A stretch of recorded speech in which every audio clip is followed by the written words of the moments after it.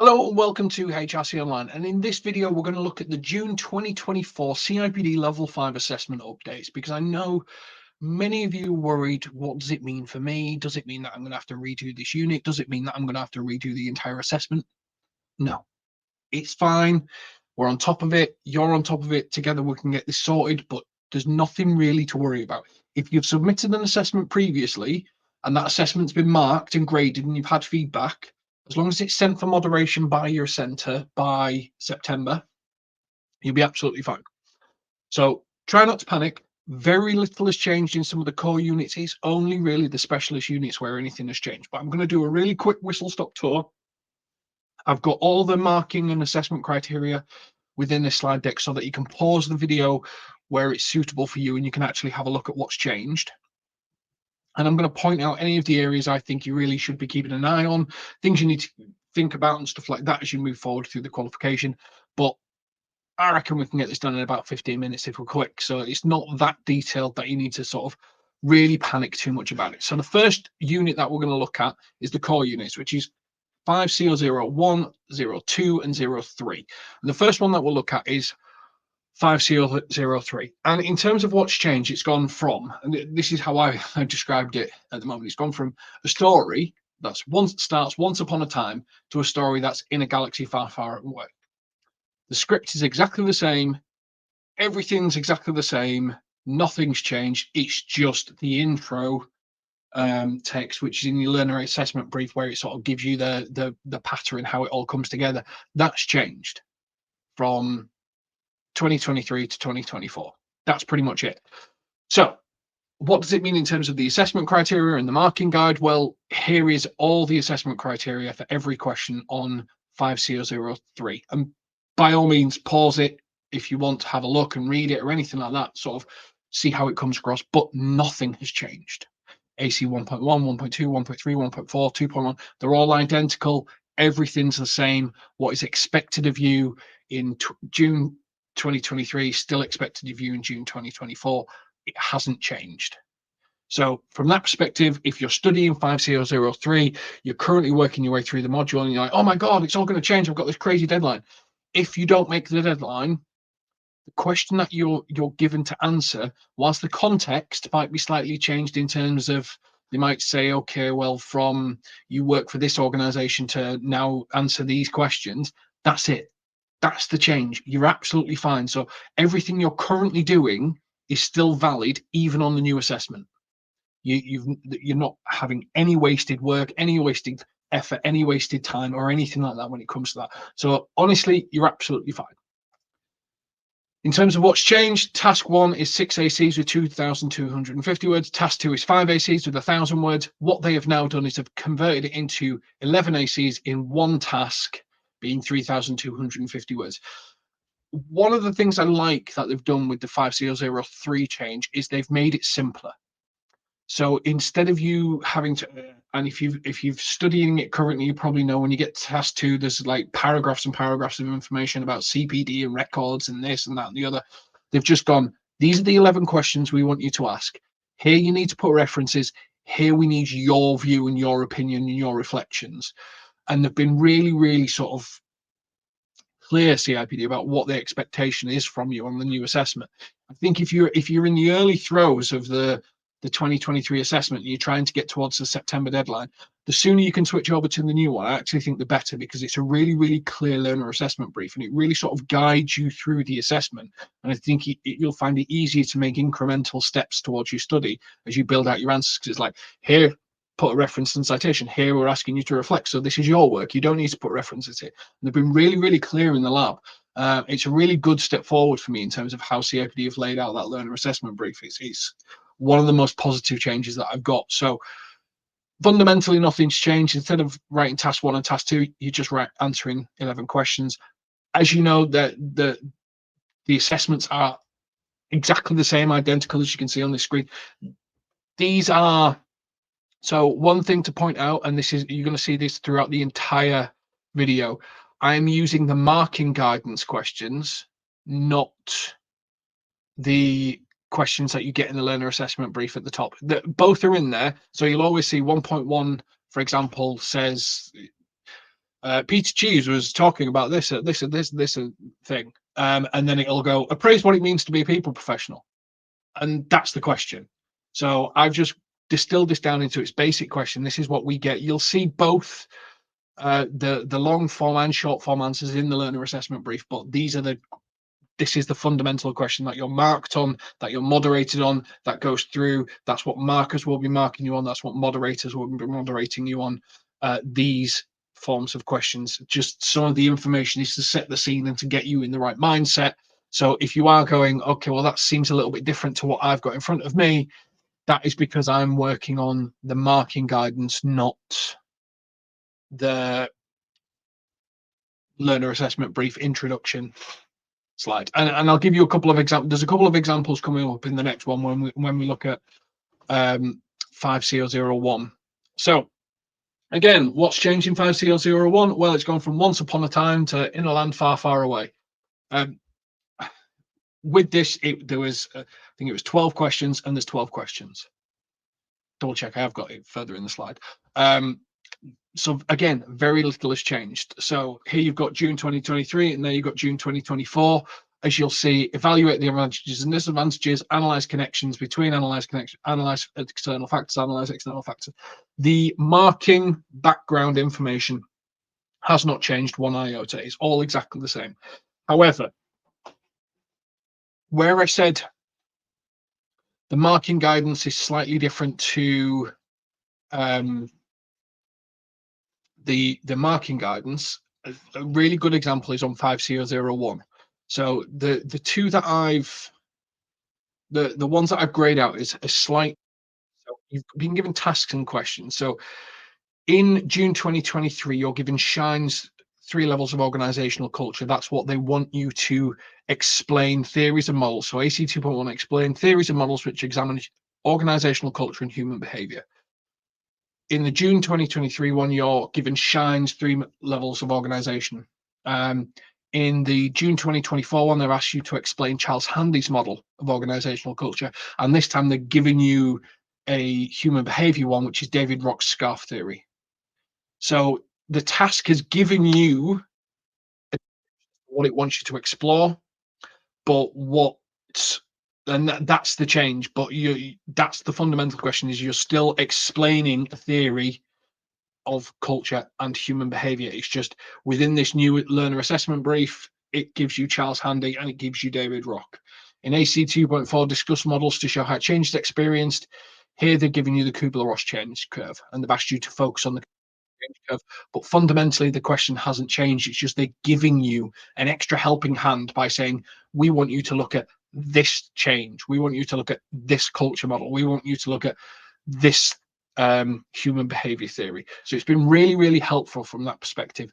The only other big change is 3.3, which is, whilst the question's the same, they're putting a bit of a focus on a 4-day working week as opposed to just internal customers, how you find the need and stuff like that. So they're putting a little bit more focus on a 4-day working week on that particular question. Again, apart from that, pretty much nothing has changed. It's just they're giving you the theories they want you to look at and they want you to explain, but the question as a whole hasn't changed. So if you're making progress on 5C001, no changes really. It's just instead of Edgar Schein's model, you're looking now at Charles Handy's model, and you're looking at David Roth's scarf theory. And for the change, you're using Kubler-Ross. That's it. So if you're making progress, if you're worried about the deadline, you're absolutely fine. Even if you've got a switch, the only answer that could fundamentally change is 2.1, where you've been writing about Shine's model, and you're going to have to change that to Handy's model. That's the only answer that could change on you. Still 12 tasks, 4,550 words, 12 tasks, 450 words. So you'd be looking, if you've got to change from Shine to Handy, you're probably looking around about 325 words that you'd have to rewrite if you miss the deadline. That is it. So again, we can be happy, we can be confident, we can move forward. 5C002, now that has had a change, but not in the areas where you'd think. So again, the assessment criteria, all identical, all the same, everything like that. However, with 5C002, it's evidence-based practice if you've not studied this module yet. Evidence-based practice means that they produce some data for you to analyze to answer the last three questions, 2.1, 2.2, and 2.3. All that evidence has changed. The salaries, the staff, the people, the surveys, it's all changed. So all the tables, all the graphs, all the pivot tabling that you'll have been doing off that, all will have changed. So if you are going to make a deadline, this is probably the core module that would involve the biggest change, because the pivot tables and the evidence-based practice and analyzing that information for those last three questions, that is the big change. And that is pretty much a lot of work that needs to do that. So I think it's 1,000 words for those last three, but there's quite a lot of graphs and tables and visual representations that you've got to put together. So if you are studying 5002, I would recommend making sure that you match your deadline, which is probably the end of July for your centres for 5002, because otherwise the second part of the assessment is going to have to be started again. Your recommendations and change everything that you do within these last 3 points, which is where present key findings for stakeholders. That change, make justified recommendations. Well, that changes because all the data's changed. With reference to people practice, interpret analytical data using a proper analysis tool. Well, all your analysis has to change. The last 3 questions have fundamentally changed because the data at the front end has completely changed on the assessment. That's the major change. But again, you can pause this, you can look at what the marking criteria is, but that's the big one that you need to do. If you're studying a core unit, because the data has changed, that means your last 3 question answers would need to be completely rewritten, and that's 1,000 words, and that's quite a big job. So I would look at that. Task 1 is still 2,900 words, task 2 is still 1,000 words, but task 2 would need to be completely redone if you miss your deadline. So I would definitely focus on getting that submitted by the deadline if that is one of the assessments that you're studying at the moment. Now we move on to the specialist units, 5HR01, 02, and 03. These have fundamentally changed. These have completely been rewritten. These have been refined, improved, and made a whole lot better, in my view. So this is a good change. So 5HR01 was task 1 and task 2, which was 16 assessment criteria, making a total of 3,900 words, 245 words per assessment criteria, has been reduced to 10 assessment criteria with 3,900 words, which is 390 words per AC. The highest AC per word that I've seen in CIPD so far, and HR 1, 2, and 3 all follow this exact same structure now. So there's one task, 10 ACs, 3,900 words. And that's great. This will make it really easy, really clean, really sort of good way to structure your work and move forward. So what's changed? Now, using the same structure before, and again, you can pause and look at this. Some of them have moved around a little bit. So you might need to pause the screen and sort of have a look at what's different. But they've removed multiple ACs and they've refined it down to make it cleaner and easier so that it removes duplication and has a cleaner structure of its answer. If you are currently studying 5HR01, moving to the new assessment, whilst could be depending on where you are, if you're anything more than a month away, move on to the new assessment, because 10 ACs is a really clean way. The questions are really clean. The questions really focusing on the areas that you need to. You've got 390 words per AC, which is a lot of words as opposed to about 245, which is what it was previously. You can really sort of bulk out your answers, your critical evaluation a lot more with the way the new assessments are put together. And that would mean multiple references, multiple citations per AC. You can't just, more in-depth answers are needed on this new assessment. Definitely more in-depth answers needed, but you've got everything that you need to be successful here. So they're the changes. Make sure you pause and stuff like that. My recommendation will be, if you are studying 5HR01 and you are thinking I may or may not meet the deadline, jump to the new assessment as soon as you can. You might as well put the effort into the new assessment because it's the same amount of words, but it's only 10 questions and you can make some steps forward.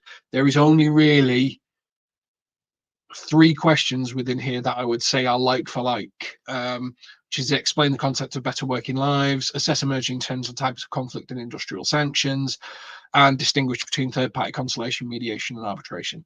Analyze the causes of key grievances is probably another one. So there's 4 questions that are like for like. The rest kind of merge multiple of the questions together, so need a lot more in depth to answer them. So it's something to be aware of. I would jump, given the opportunity, to the new assessment because I do like how it looks. And the other one is there's a lot of questions and there's a lot of repetition, and you lose a lot of words within that repetition. So it's a little bit of a harder assessment, the old one for me compared to the new one.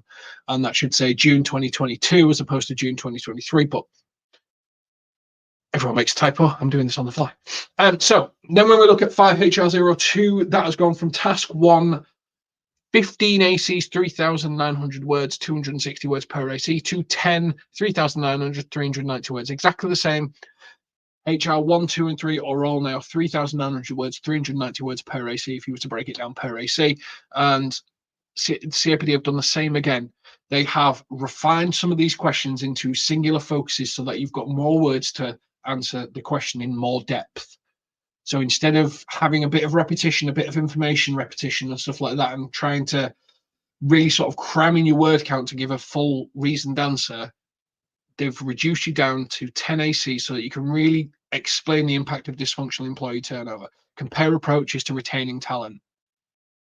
And this, again, is another assessment where I actually think there is a lot of benefit in jumping to the new one if you can. If your centre's ready for you to jump, I would jump to the new one because I think it's a really clean assessment. Again, it's got some really clean questions in it. It doesn't go over the top. So if you look at, for example, AC 3.3, evaluate approaches to organisation can take to build and support different talent pools. That's, explain the benefits of effective onboarding. A lot of these questions are very wordy on the old version and are really sort of short and clean. There's a lot of evaluates, there's a lot of compare, there's a lot of assess, there's a lot of sort of cheeky S's, as I refer to them, where they've put things for you to sort of really have to build out your answers and give quite a lot of depth. So if you compare different approaches, so again, you can't just compare one approach, you've got to compare multiple different approaches. So having to build out an answer from multiple different directions and things. This is a particularly good unit in terms of clean answers. What I would say is the learner assessment brief has a lot of intro text for every question. So there's a lot of, once upon a time there was a man and he had this and he had this, blah, blah, blah, blah, blah. Compare the different approaches to retaining talent. So there's a lot of intro text that you just got to get through on the new lab. But if you can look through that and just look at the core question, this is a really good and clean brief for you to move forward for. So again, given the opportunity, I'd jump on this one as quickly as you can. Some of the old one, I think you're going to be struggling with word count to really give good, strong answers. And I think with the new labs on the HR modules, they're a lot cleaner and a lot easier for you to move forward with. And the final one, 5HR03, task 1, task 2, 325 words per AC. This one, you've got 390 words per AC. There was only 12 assessment criteria on 5HR03, and this is probably one where if you were making progress towards it, I would try and finish this unit for the deadline. So this is one where I try and finish the unit for the deadline, because there's a couple of things to just sort of be aware of, and then there's just an error there on that. Explain approaches to job evaluation. That's from the old one. So I would try my best to jump onto the new finish the new assessment, finish the old assessment before jumping onto the new assessment. So again, within evaluate principles of reward, explain principles of reward, explain how policy initiatives assess contribution of extrinsic and intrinsic rewards. There's a lot of crossover, but yeah, I would, if I was you, I would try and jump on finishing the old assessment before I jump on the new one. It's not because the new assessment's not good and it's not clean or anything like that. It's just the change is very little in terms of dropping ACs. So I would say if you're making progress, you may as well try and get it finished.